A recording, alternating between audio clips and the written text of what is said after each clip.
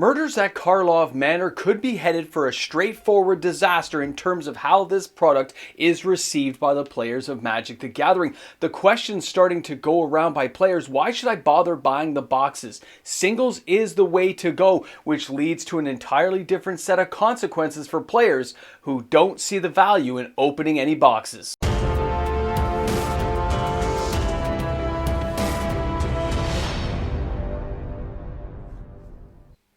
Straight out of the 1980s, this is a choose-your-own-adventure. One path will take you down the road to glory, and the other, of course, leads to your ultimate doom, and you feel like you have to restart everything all over again.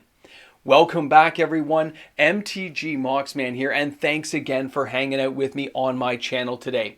A reminder before we start today's video: if you enjoyed today's content, don't forget to like and subscribe to the channel. Turn on your notification bells, new content every single day. So what are we talking about? We are looking forward to the release, of course, of the new Murders at Karlov Manor, a whole new set with a whole Clue type theme, and some players are really excited and some not so much. But I have to say, I've been pleased with the spoiler season and I like the look of the singles, and so have a lot of other players. This has led to a whole bunch of cards, already attempted buyouts, crazy stuff with Azrag, the mole god in the background here. Upcoming sets like Bloomburrow are kind of like moving this along at a breakneck pace, which is beyond what we've normally seen in the last 12 to 24 months of where Magic has been. And of course, Wizards of the Coast is topping things off by giving us the new play booster, an amalgamation of set boosters and draft boosters, but of course at the set booster box price, which means you're paying a little bit more per box, which has turned more than just a few players off. The pre-release orders for this set, the pre-order stuff for any sealed boxes of play boosters, are next to zero. I've done the rounds. I've checked the information from my stores that will give me the data, and it's pretty much zero. Some stores have 1 out of 6 boxes, some have 1 out of 40 boxes, some have 1 out of 100 boxes, but either way, it's one and done. They're saving some for draft, and collector boosters, by the way, are faring only a little bit better. Even in the States, depending on where you're located, some places are selling better than others, depending on how vibrant your community is and where the games are being played and how popular.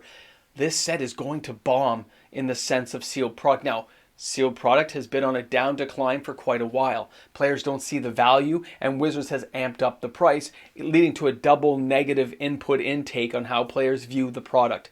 This has led to the rise of singles, not only on reserve list cards we haven't seen bought in a very long time, but also in the singles of any new, of course, draftable, playable set for Commander, Pauper, Pioneer, all the way through to Standard making its comeback. This is where we're at. Singles rule the day. The attempted buyouts let me know that there's a lot of players trying to get the singles, but a lot of stores have already informed me that after they're done their initial set run of boxes, they are unlikely to reorder. Now, I want you guys to understand what that means. Unlikely to reorder, because by the time the boxes get out and into the populace of Magic the Gathering, we're already moving on to our next set. They're already amping up for the next thing, and they need to churn that money forward. They don't have as much cash to play with. All the rises and raises and increases, everything that goes up has put pressure on stores. Stores only have so much money to work with. They've just taken the same money and divided it over a smaller amount of products. It's kind of crazy. Even with the slimming of the field of products available to players, this is a disaster in the making, because this leads to a different thing. We need to talk about this: supply and demand. Imagine you have a limited supply because the prices are high. There's a lot of negativity. Stores don't plan on reordering it. They're being very cautious about things, except for the big stores. The big LGSs in your city are probably not going to fit into this exact category, but not all of us are located in massive, major metropolitan markets. We're in smaller places, small towns all across. So what does that mean for your singles? Well, if there's a supply and demand issue, if we can't get the cards we want, if there is a tighter control on supply but the demand remains high for the singles, this is going to lead to a higher price point for singles, an increase. And of course, the market's already slowly been turning. It's not anything major, but things like this can kind of set it on a head, where a card you expect to be $4 or $5, because that's what we've seen the last few years, is now $8 to $10. Doesn't seem like a big increase, but if there's 10 to 15 cards that you want as a player, those costs start adding up. And they won't add to more people opening boxes. A $5 card isn't going to all of a sudden become arbitrage and make people dive in. Those moments of arbitrage where the prices are reversed are usually far, far between. They're not the common, they are the exception. They can happen, but we are not there yet. Most players are not going to do it. They'd rather spend the extra $5 to $10 on one or two cards they really want and wait and see if prices fall. And of course, prices could fall over the long term, but if the supply remains very constrained and tight and the demand remains strong even after a set rotates out, we could have a whole like Zendikar, World Wake type thing, Rise of the Eldrazi, where the sets were one and done. Now, low prices for singles are unlikely to continue, okay? If we're not going to open boxes, the supply-demand thing becomes reversed, and we're going to see prices rise, and stores will be in control of that. They will be able to charge more money because we, the players, are not buying the boxes. We're staying back because it's just too dang expensive for most of us to justify a box. It doesn't mean you won't split with some friends. It doesn't mean, I'm not saying you're not going to go in and buy a pack or two, but some of us used to buy cases to open.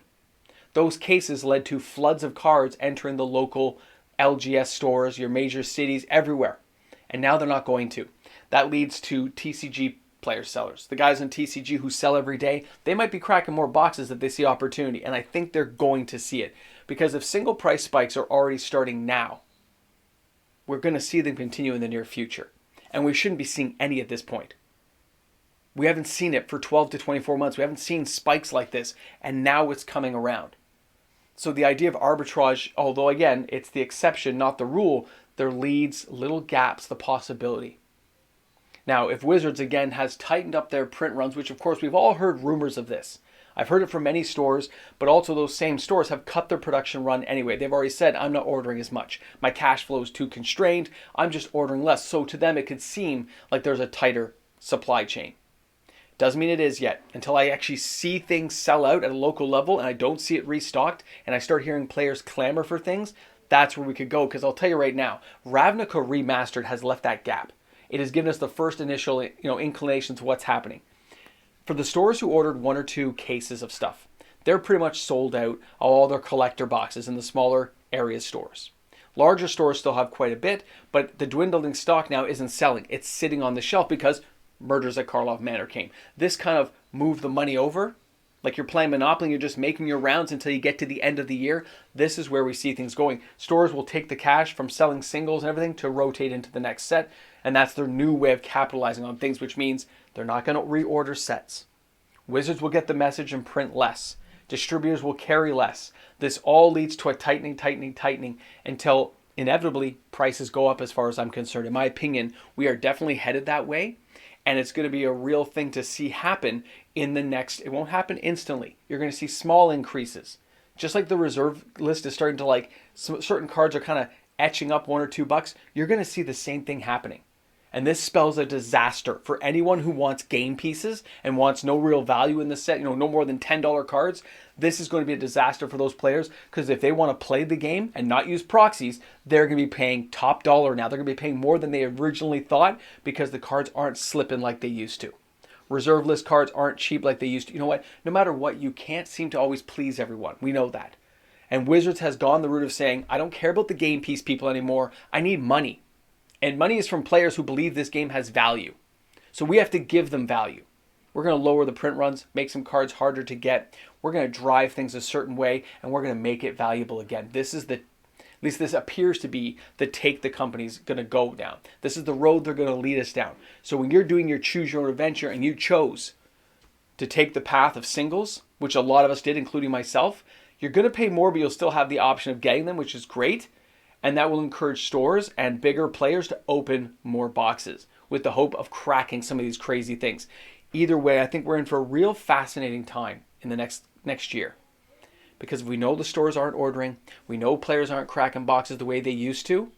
It's almost like it's an entirely different game for MTG Finance. And people better buckle up. They better get ready for what's about to come down the pipeline. And don't think it's a surprise. I'm giving you information like this for the last few weeks. Because I can see this uptick in sales, but I don't see any more boxes being opened. I see pre-orders at next to zero with people buying 1 or 2 boxes at most and nothing else being opened and players saying, I'll just get a pack or two. I'll go to the pre-release. That'll give me my initial 6-7 packs, and maybe I'll buy an $8 pack here or there, assuming Canadian prices. Guys, thanks a lot for tuning in. I hope you guys take this information to heart, which means some of these cards you really want to get your hands on, get them probably 90 days out, but I'm waiting to see how this all pans out. So give me a little while to get the initial sales data in the next 2 weeks, 3 weeks after it releases, and we'll see kind of where things are at. Thanks again for tuning in. Thanks for hanging out on the channel today. Look forward to seeing you guys tomorrow. And of course, don't forget to drop some comments in the comments section. Are you buying some boxes? Are you skipping? And do you see this coming your way as well? I want to know what you guys think. Thanks a lot for hanging out. We'll see you all tomorrow. Don't forget, bring a friend to Magic and turn your Necronomicon to page 100. Yeah, your wallet needs it. A big shout out and thank you to the fantastic patrons we have here on the channel supporting each and every day. Because of these patrons and YouTube membership members, daily uploaded content is made possible. For all those amazing supporters of the channel, thanks again for being there. Have a great one. You made it. You're here at the Ramble Jamble. You're here at the end. Okay. Got the book. You guys made it to the end. So,